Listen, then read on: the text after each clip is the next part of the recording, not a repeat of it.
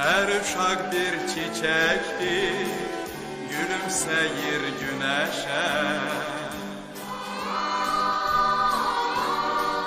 Her ana körpesiyle hoşbaht olur hemişe.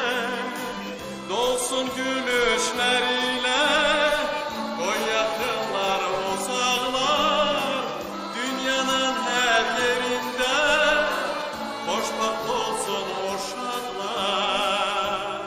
Gülüşleriyle koy yakınlar uzaklar, dünyanın her yerinde hoşbaht olsun uşaklar. Hoşbaht olsun uşaklar, hoşbaht olsun uşaklar.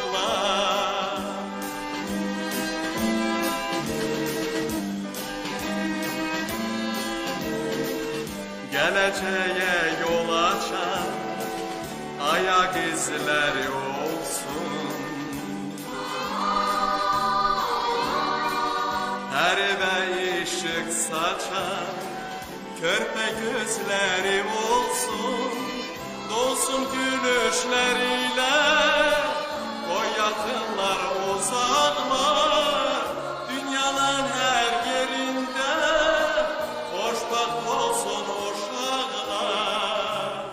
Gülüşleriyle koy yakınlar uzaklar, dünyanın her yerinde hoşbaht olsun uşaklar.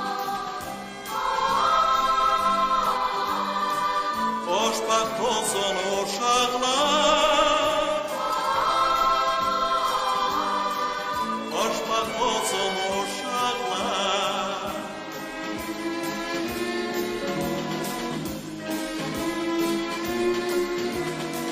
Her bahçede, her bağda nefelerim ucalsın.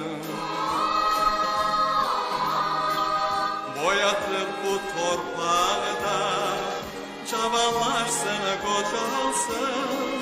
Dolsun gülüşleriyle koy yakınlar uzaklar, dünyanın her yerinde hoşbaht olsun uşaklar.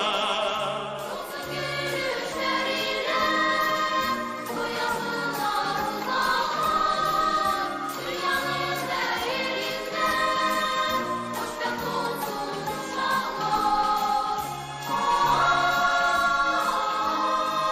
Hoşbaht olsun uşaklar.